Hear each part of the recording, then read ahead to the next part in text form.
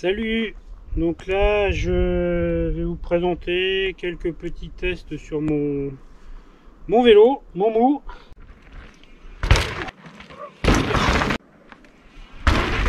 Hi-ha! Hi-ha!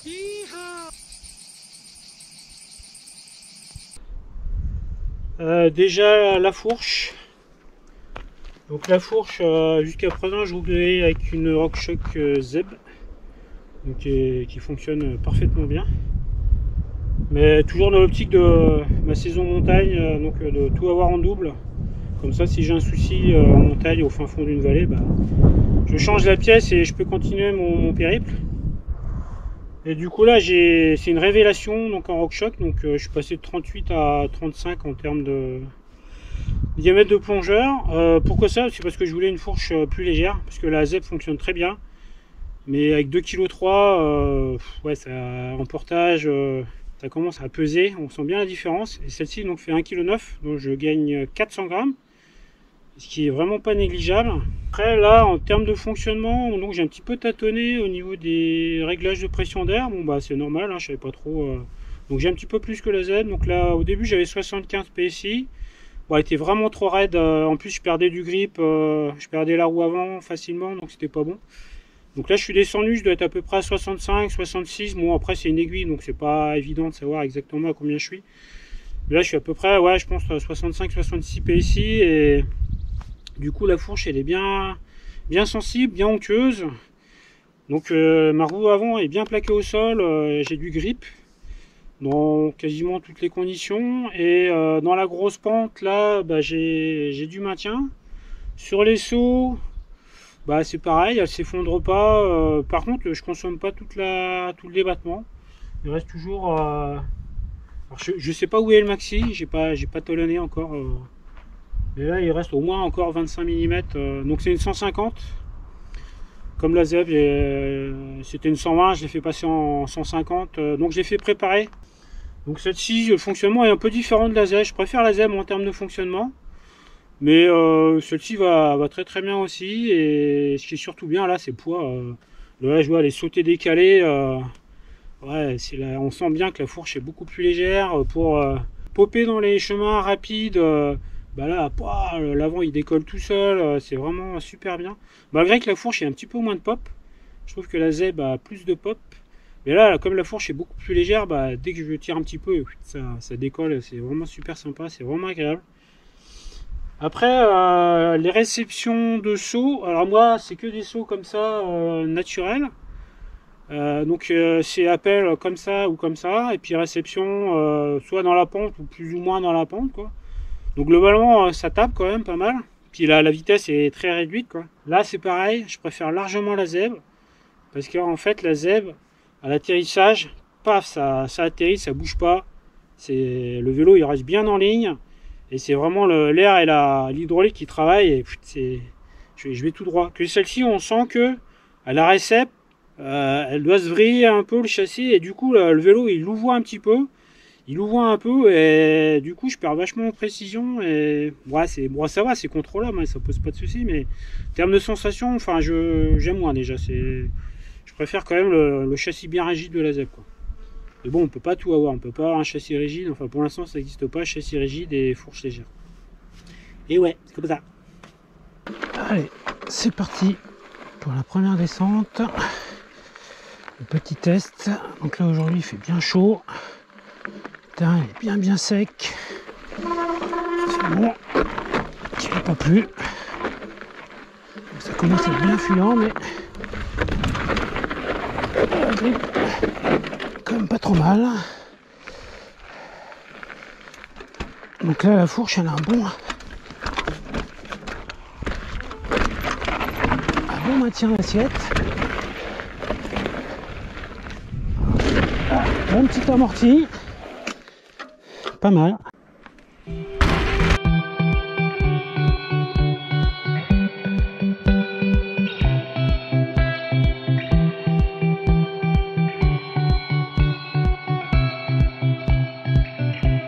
Allez, faire une autre option. Donc là, celle-ci, il faut vraiment s'arrêter dans la pente et tourner.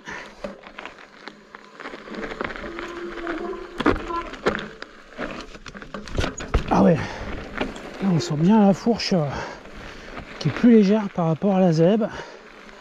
400 grammes de différence et du coup pour faire des décalés comme ça dans la pente, c'est juste génial. Allez, un petit gap là. Tac. Ouh. Et ben pas mal.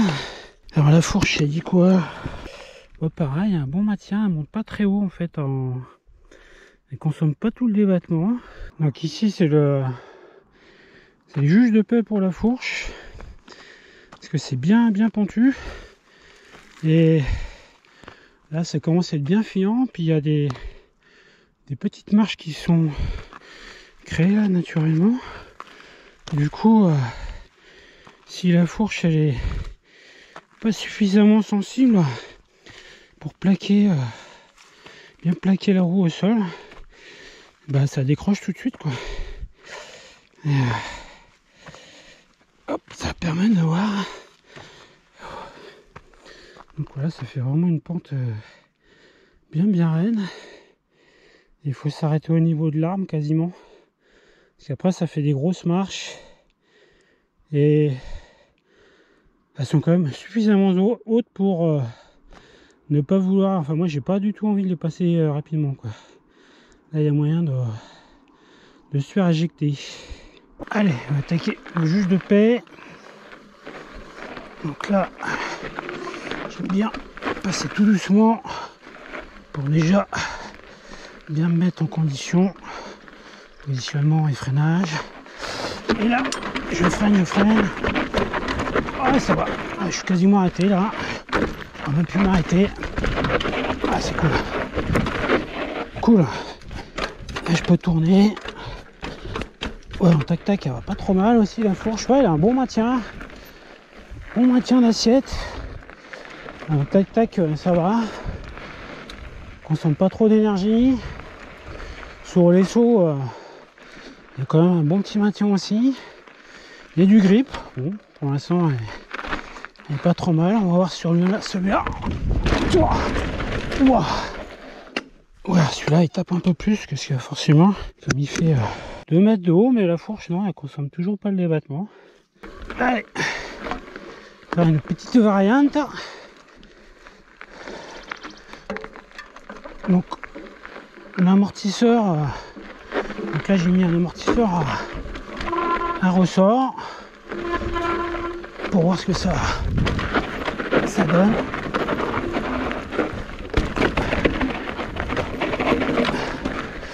Allez, là je vais faire un autre petit saut. Il est là. Tac. Ouais, alors la fourche est... On sent que le châssis... On sent qu'il manque de précision quand même le châssis par rapport à la Zeb. Ça fait qu'à la réception ça a tendance à louvoyer un peu. Ouais, ça tape un peu plus. La Zeb est beaucoup plus précise et je trouve que les récepts sont beaucoup plus faciles avec la Zeb qu'avec celle-ci en fait.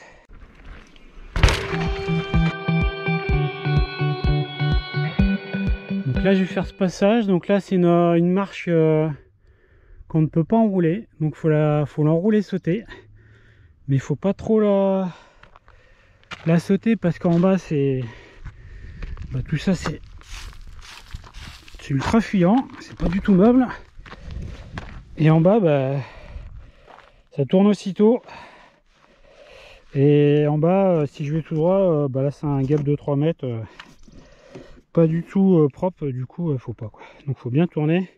Et après je vais chercher un autre saut là à côté. Celui-là il est vraiment pas simple. Ouais, donc celui-ci il est vraiment pas évident parce que là il y a une marche qui est quand même assez haute.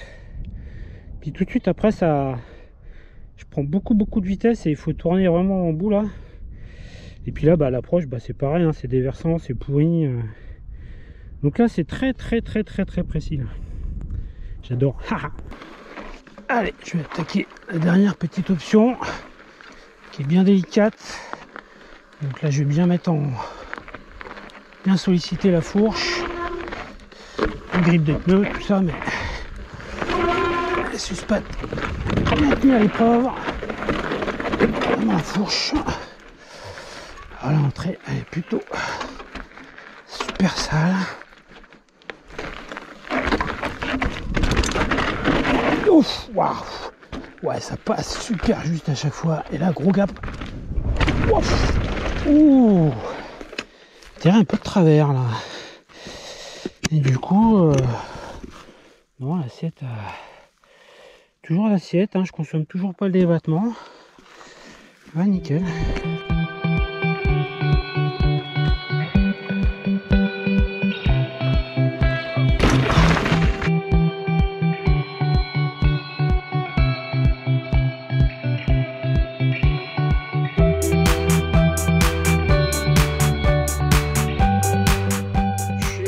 Phase test avec un amortisseur à ressort.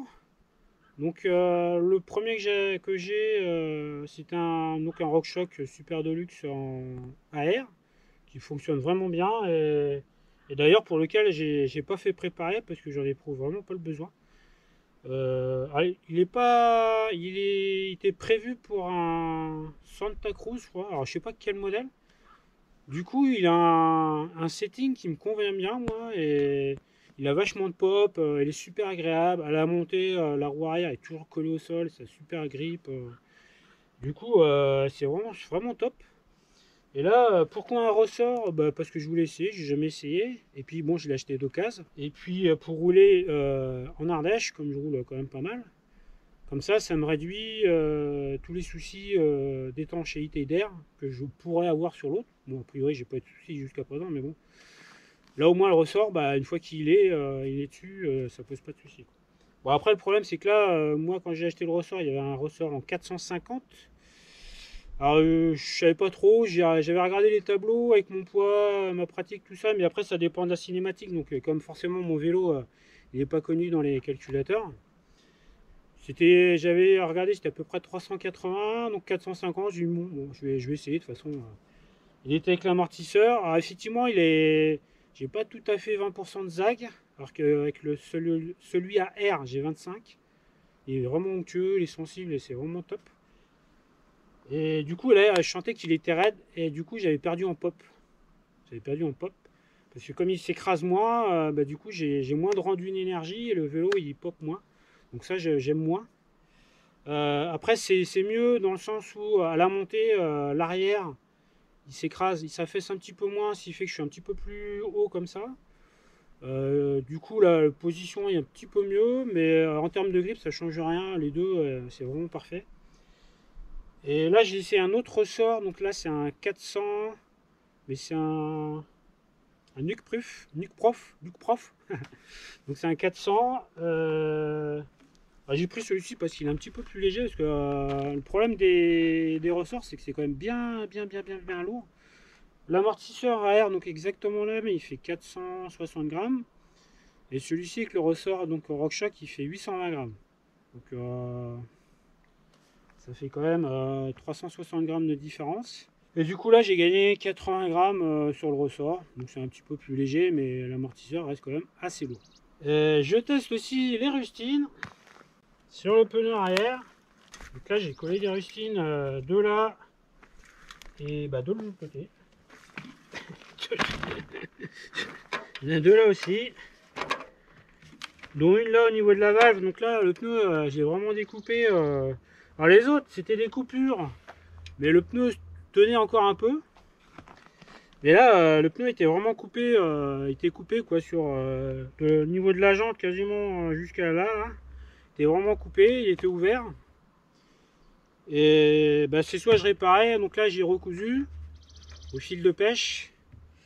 Et j'ai mis une rustine donc à l'extérieur. C'est dommage, c'est que la rustine en fait elle est trop petite. Elle n'est pas assez grande par rapport au... Ce qui fait que là il y a de l'air qui sort encore un petit peu, mais je pense que ça va être colmaté avec le préventif dedans. Et sinon les autres là, ça tient nickel. Ça tient super bien.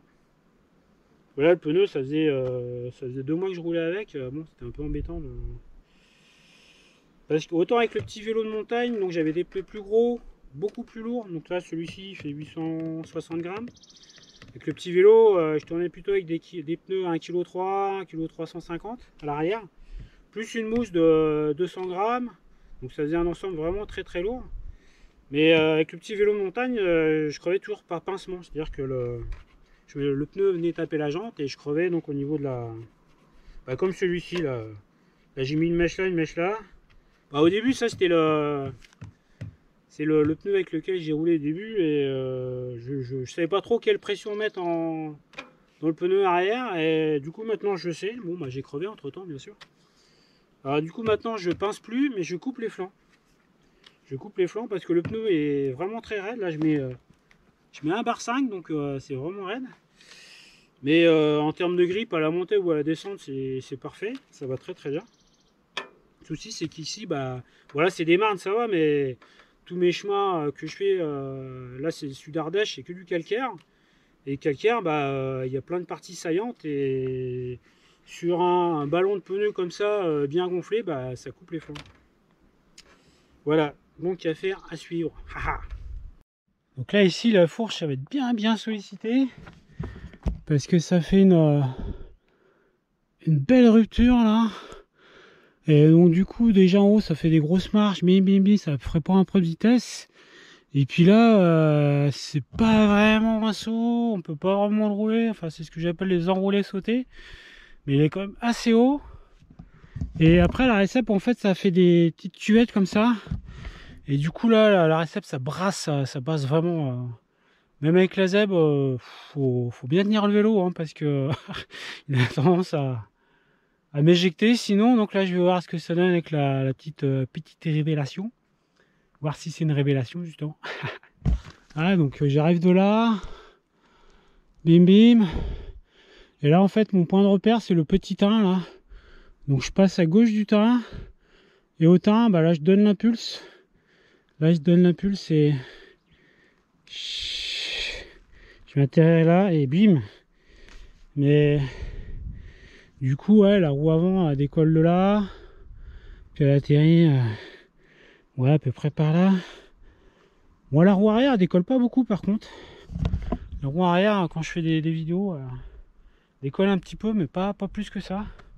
C'est vraiment que la roue avant qui... Après je vais pas essayer de popper plus mais vu là déjà avec un tout petit pop comment je me fais brasser un récep, notamment qu'en plus la zone de freinage est quand même assez courte.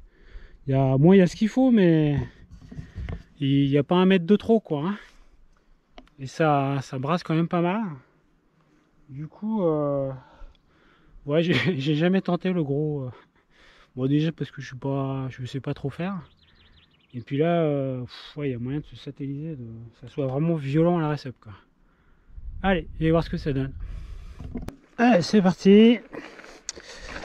Tester ici, première ligne. Alors ici le terrain est quand même bien plus fuyant. C'est une face sud. Du coup c'est plus de la gravette. Ouais. Pour l'instant, la suspate elle travaille bien. Nickel. Bon, je vais jusqu'au bout, tiens. Je vais faire la ligne droite. Et là, paf. Ouais, ça va. Je me suis pas trop fait brasser. Bah, c'est cool. J'ai pu garder le contrôle du vélo assez facilement. Allez, il y a encore un petit saut là, celui-là. Normalement, il tape pas mal aussi. Pour la fourche. Ah ouais, là je me suis fait éjecter par la fourche par contre. Waouh. Donc là j'ai dû atterrir à peu près par là, la roue arrière, puis la roue avant plus loin. Le saut bah il est là-haut.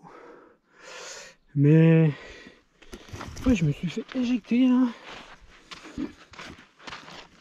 Je sais pas trop ce que j'ai pris comme trage. Est-ce que je suis parti, donc je suis arrivé de là, du saut là, bim. Je suis arrivé du saut là, donc j'ai atterri la roue arrière, ouais je pense là, puis la roue avant. Mais en fait je suis parti là, ça m'a fait... Bon après avec la zeb je l'ai fait aussi, hein, ça, parce qu'en fait ça fait un creux là. J'arrive ici, là ça fait un petit bossage, donc ça... Même sans le vouloir, de toute façon je décolle plus ou moins, puis j'arrive dans dans le creux là. Et là avec la Z, normalement je fais ça, puis pouf, ouais, ça c'est super fluide. Mais là, en fait, je me suis fait éjecter.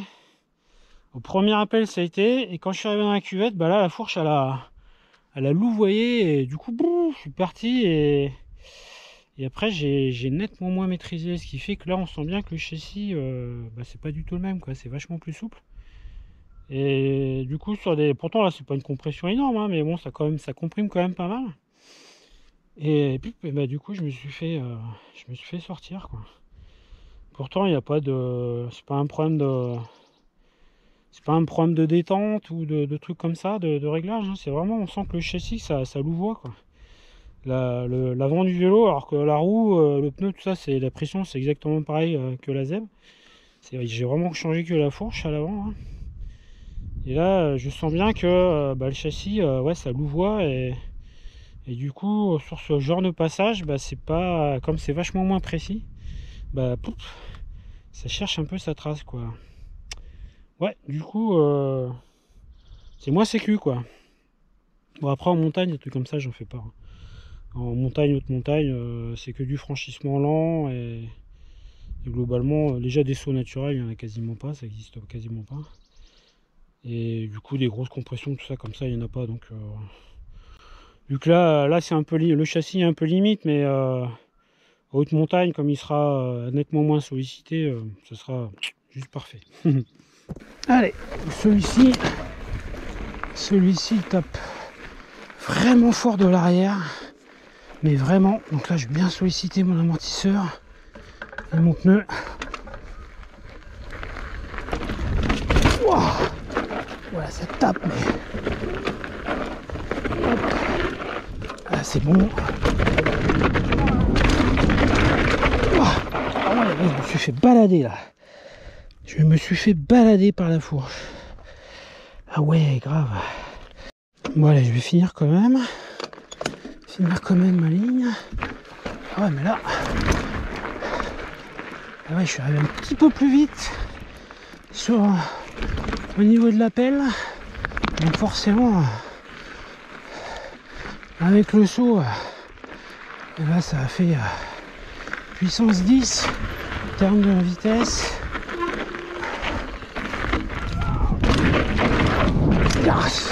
Là c'est mieux. Celui-là c'est mieux. Alors, au niveau de l'amortisseur, c'est difficile de voir si je vais en buter ou on peut en buter, parce que là, avec la petite mousse, enfin qui est une butée en fait, des pines de cadre. En fait, à chaque saut, mais même un tout petit saut de rien du tout, bah je retrouve à chaque fois ici le caoutchouc en butée. Du coup, je sais pas si j'arrive, parce que la butée il fait quand même pas loin de 1 cm. Donc aussi bien l'amortisseur vient jusque là, mais il l'écrase pas. Donc du coup, je suis pas embuté.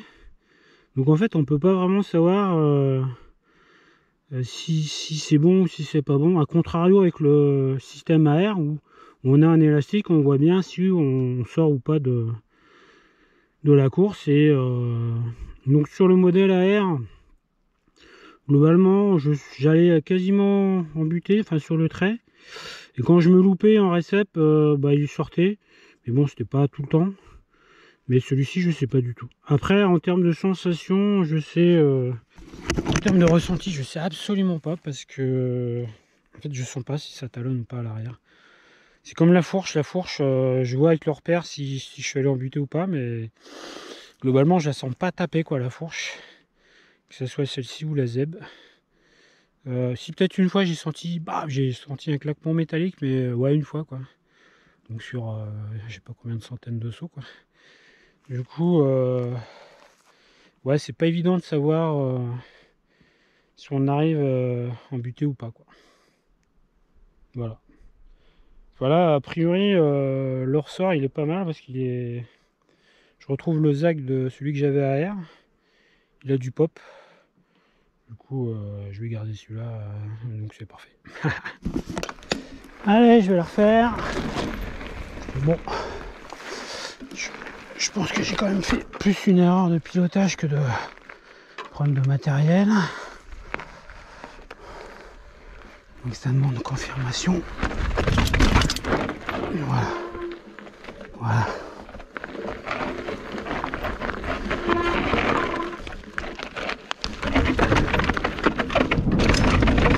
Voilà. Voilà. J'avais peut-être trop popé aussi. J'ai voulu faire un saut trop important, mais ce genre de passage, pas être trop gourmand quoi. Déjà passer propre c'est bien quoi. Allez, celui-là c'est pareil. Ouais, nickel. Allez, tranquille. Tranquille. Et pourquoi je fais préparer les fourches RockShox alors que j'ai des amortisseurs RockShox aussi? Bah parce que les fourches, j'en éprouve vraiment le besoin. D'origine, c'est soit la fourche elle est trop souple et dès qu'on est dans la pente on freine, elle plonge. Ou soit elle est, pour maintenir une assiette correcte, bah, c'est un bout de bois et du coup dès que c'est un peu rapide, fuyant, bah, la roue avant elle a tendance à dribbler et je perds le grip. Et c'est très difficile, enfin moi j'ai jamais réussi à trouver le bon compromis entre les deux. Et donc à chaque fois je fais préparer, donc la zèbre j'ai fait préparer, je l'avais faite préparer, puis la révélation également, donc je suis passé par Novipart. Alors pourquoi par lui? Bah déjà parce qu'il est en France, et puis ouais, j'adhère à son concept de fonctionnement. Déjà il roule, c'est un mec qui roule, bon il fait de la DH, moi je connais rien en DH, mais suspension c'est quand même des éléments super importants en DH. Il roule, du coup il teste son matos, c'est lui qui conçoit les systèmes, il les fait usiner dans des boîtes à côté de chez lui, il travaille tout seul pour pouvoir maîtriser, pas tout maîtriser en fait. Et du coup ouais, enfin, pour moi ça a du sens, donc du coup je suis passé par lui. Après il y en a d'autres hein, comme Fast, que j'avais contacté là, mais l'avantage c'est qu'il faut un amortisseur, mais le prix là c'est totalement hors budget pour moi. Même en location j'avais regardé, c'est pas possible. Et puis autant les fourches, ouais, j'ai besoin qu'elles soient préparées, enfin d'origine ça me convient pas du tout, mais autant les amortisseurs, bah, que ça soit à air ou à ressort, bah là les deux franchement je trouve que ça fait bien le job quoi. J'ai pas de souci particulier quoi. J'ai du grip à la montée, j'ai du grip à la descente, j'ai du pop, ouais, ça m'éjecte pas, enfin ouais, franchement ça marche bien quoi. Ouais, voilà. Donc, voilà. Bon, eh bien parfait. En fait, je pense que je lui en demandais un petit peu trop à cette fourche. Je sortais un peu du cadre de son utilisation, enfin de sa conception, et j'avais tendance à rouler un peu comme avec la ZEP, c'est-à-dire que là les descentes comme ça, elle les prend un peu plus vite et à mettre un peu plus d'impulsion au saut, et du coup bah, avec cette fourche ça passe pas quoi. Enfin si ça passe, mais c'est récep, c'est je me fais éjecter quoi, du coup c'est ouais, c'est un petit peu casse-gueule. Donc par contre là à chaque fois au deuxième essai, bah, je cherche juste à passer mais propre, en bonne vitesse, tout ça. Bon, du coup là la fourche ça fonctionne bien, donc c'est juste parfait. Donc comme ça cette fourche pour la montagne, enfin la haute montagne sera parfaite. Et je mettrai l'amortisseur à air aussi pour la montagne parce qu'il marche très bien et puis il est beaucoup plus léger. Donc du coup je gagnerai 700 grammes.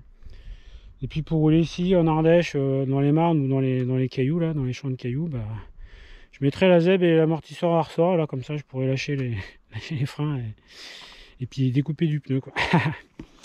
Et les pneus, bah du coup ça tient, hein, mes rustines tiennent, hein, c'est nickel. Ça c'est cool, comme ça le pneu je vais pouvoir l'user jusqu'au bout, enfin, en espérant que je ne coupe pas sur le fort encore, mais ouais c'est pas mal. Du coup c'est concluant, c'est bien sympa. T'es cool, allez ciao.